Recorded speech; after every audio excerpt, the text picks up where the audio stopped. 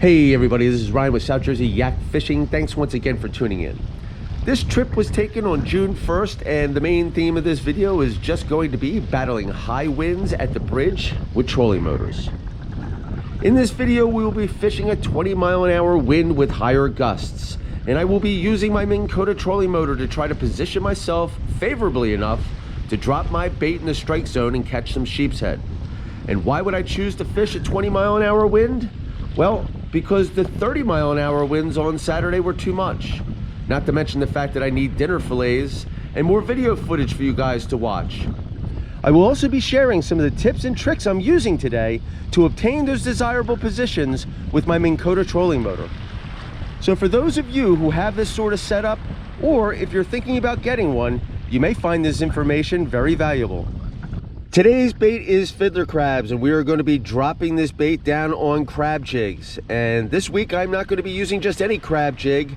I'm going to be using an official Dan Schaefer branded bottom sweeper jig, 1/2 ounce in purple. And if you remember last week, I kept dropping fish. I had them on the line, but I couldn't seem to figure out why I kept dropping them. The second I changed the brand jig, I started hooking up again. So why am I talking about this? Because today we're going to catch some nice fish, and we are not going to drop a single one.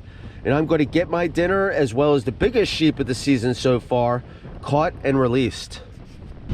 All right, so with all of that being said, let's get started. Okay, so in this first clip, I am trying to engage the piling the same way that I always do it first, because it's the most comfortable way for me to fish, and if I can get away with it, I will. However, the wind is blowing diagonally a bit, sort of in this direction, and I'm able to fish it for about 30 seconds to a minute, but after a few stronger gusts of wind, it begins peeling me off the piling, as you see here. So we are going to have to find another way to fish this piling.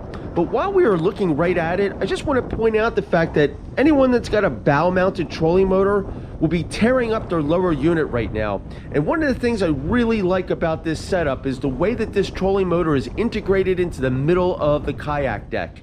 I constantly have a protected barrier around my engine. Okay, so plan A didn't work. It's time to go with plan B, and that's spot lock, which is a lot easier said than done, because it's not just about pressing one button and sitting where you want to sit, but I'm going to talk about that a little bit more right now. Okay, so right now I am spot locked right behind this piling, and this is going to work for a little bit for a couple of reasons. As you're looking at this piling, right off to the left is mostly slack water. And of course, right behind the piling is all slack water. But off to the right, there is a rip line. The current is ripping on the right-hand side of this piling. So the way that I have my kayak positioned, I basically have, like, I don't know, 80 to 90% of my kayak positioned in slack water. And the very back end is catching that rip line. And this is working because the direction that the wind is blowing is kind of neutralizing everything and holding me right there. But the funny thing is that all of that stuff changes, and what's working right now may not work 15 minutes from now. So the big challenge is figuring out the puzzle, coming up with the solution, and finding a way to fish the piling. But basically, this is not an exact science. So the strategy is you get into a position that you think is going to work, you set the spot lock, you wait for about 15 seconds to see how the kayak's going to settle, and if that doesn't work, you try again. This position's looking pretty good, so we're going to start fishing. Okay, so I spent about 5 or 10 minutes on this piling, and with nothing happening, it's time to move. And I can't stress enough that you cannot spend too much time at each piling.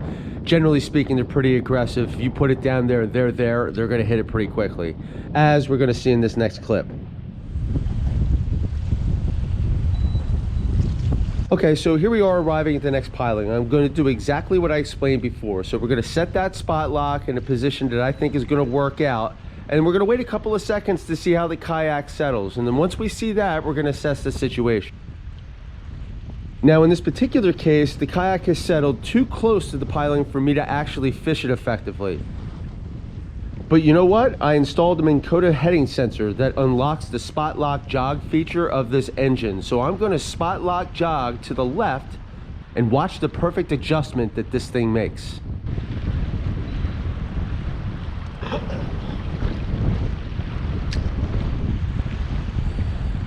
Yeah, see? That's much better. Now let's catch a darn fish.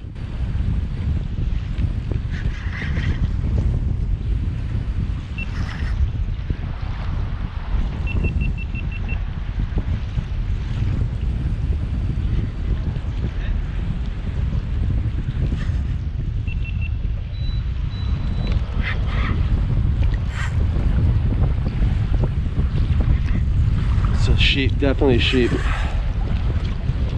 Pulling pretty good too.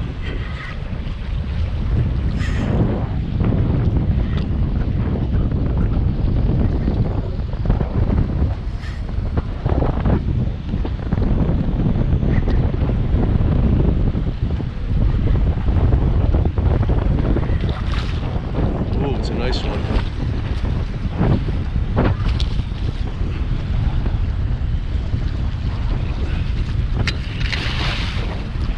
Woo! He's bigger than my keeping size. All right, let's get a measurement on this guy. Man, he won't stop jumping around.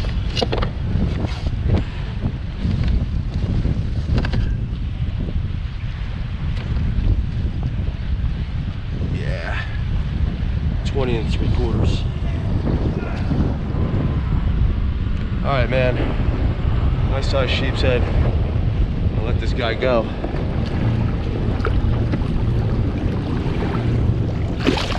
Bye-bye.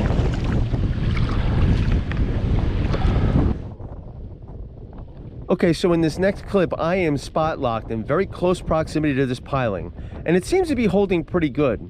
However, the Minn Kota spot lock feature has a radius of about 5 feet in any direction from where you set it. So there is a little bit of a margin for error. Why am I telling you this? Well, the reason is that sometimes you will bang into the structure if you're this close. And scratches on your kayak are just something you have to accept. But because we're holding pretty well here, and I'm able to effectively fish all of this area behind the piling, we are going to hook into our dinner fish right now.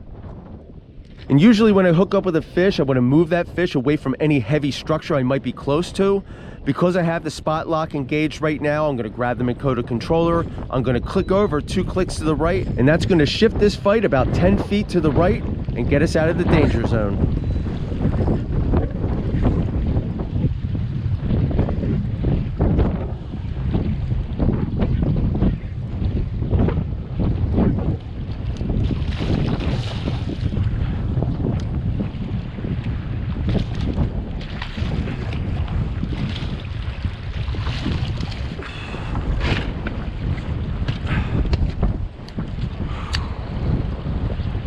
All right, man, there's number 2.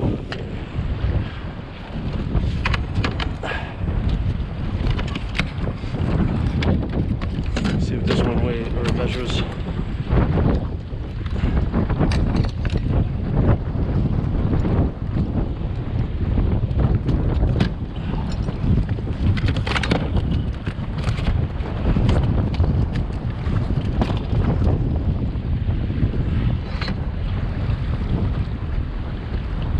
Keeping this one if he's under 20. Ah, it's a 19er. It's perfect. This one's going on a dinner table.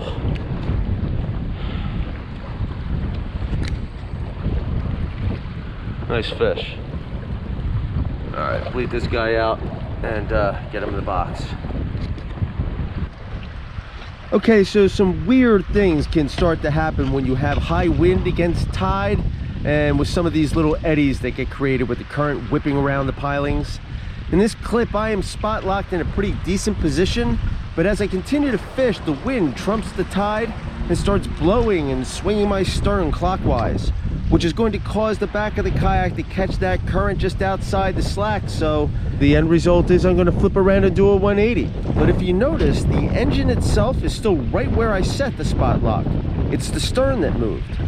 Now in the end, I'm still able to fish this spot, but at a different piling, like the first one in the video, well, that may move me as the angler just a little bit too far to drop the bait in the strike zone. So in those cases, I would just have to reset. All right, time for the next fish. All right, so in this clip, I have searched the water column with no hits. So now I'm probing the bottom. And this is where I feel there's a bit of a crossover from tog fishing to sheepshead, in that moving your bait around will find fish because they don't spook easily. I'm not afraid to do that. In fact, if anything, it draws their attention in situations where they might otherwise not have noticed that it was even there in the first place.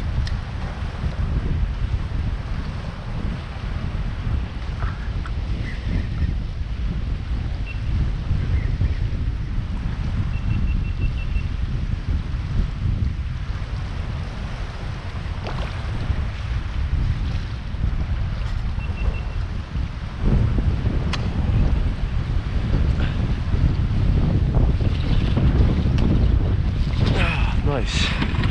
Number 3.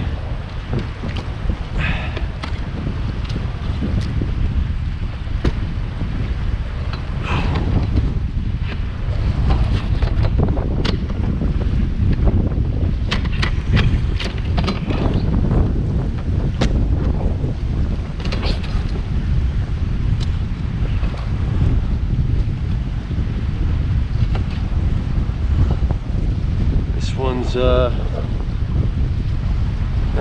1/4, the same size as the one I kept. It's crazy. If I didn't know any better, I'd say it was the same fish.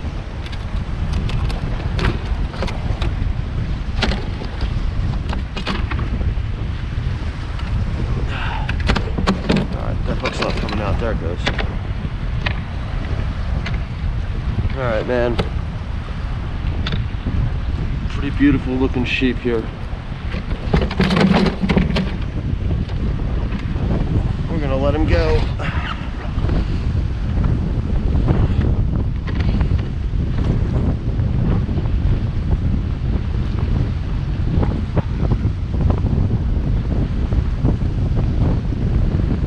Come on, buddy.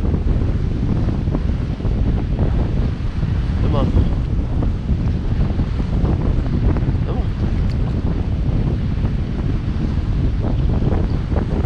Come on.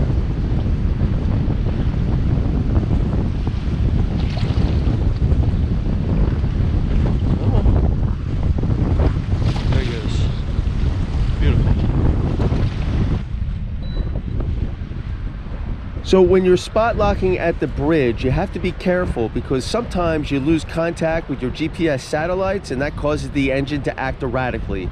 I've had my engine run me straight into pilings and this can be dangerous. So in this clip here, you see I have the controller in my hand and I'm just kind of adjusting the speed and the engine head on the fly. I really prefer this method for togging over sheepsheading only because I feel like sheepsheading requires my undivided attention and this has me doing 2 things at the same time. Tog are just much easier to catch. And before the end of this video, I'm going to tell you one more method that I sometimes use, and it's a feature that all Minn Kota iPilot engines have available. But first, let's catch the next fish. And this next fish is going to end up being the biggest one of the trip.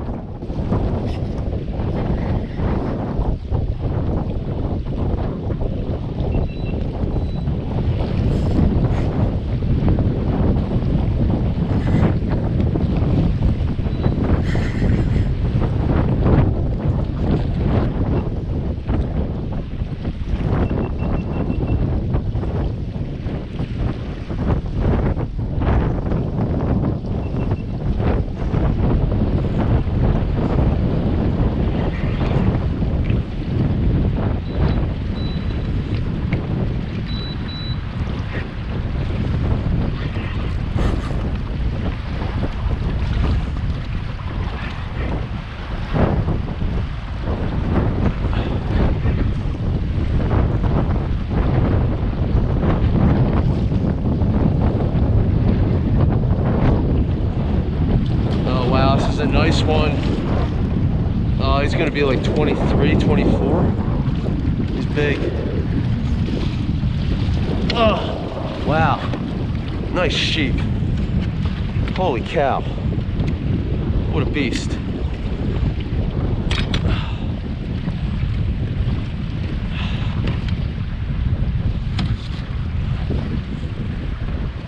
Now that is a big sheep. He's probably double digit. He's close to anyway. Yeah, probably just shy of a double digit. I always think like they gotta be like 24-inch range to be 10-pounder. This is a very respectable fish though, no doubt. Definitely way beyond my keeping size.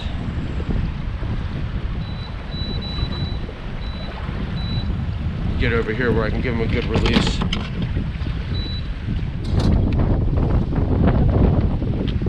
Alright man, 22-inch sheepshead, 22 and a half, going home.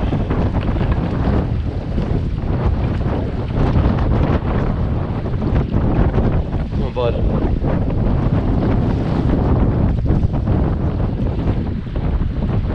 on, buddy.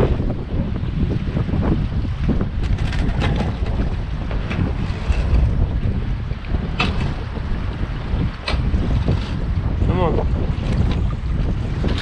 Bye-bye. Woo. Right. Okay, so we are coming to the end of the video, but before we finish up, I want to share one more thing that I do from time to time with this engine, especially if I'm directly under the bridge, and that's concerning the autopilot button, or north up button as some refer to it as. On the controller, it's this button right here. And this is a feature that all iPilot engines have, and is basically used to maintain a particular heading so the boat will kind of drive itself. But when I'm under the bridge, I can set the heading to run alongside of the line of pilings, and when I hit that button, all I got to do is just adjust the speed, so essentially I'm kind of just running in place, and that'll kind of hold me where I want to be. And because this uses a more traditional kind of compass that's built in as opposed to relying on GPS satellite signals, it actually works under the bridge quite well. But I don't use it too often, especially in the wind. All right, that's all for now. If you have any questions, leave them in the comments section. I hope you found this helpful, and I hope you enjoyed it. If you did, hit that like button, smash that notification bell, and please consider supporting me by subscribing to my channel. I would greatly appreciate it. Thanks for watching.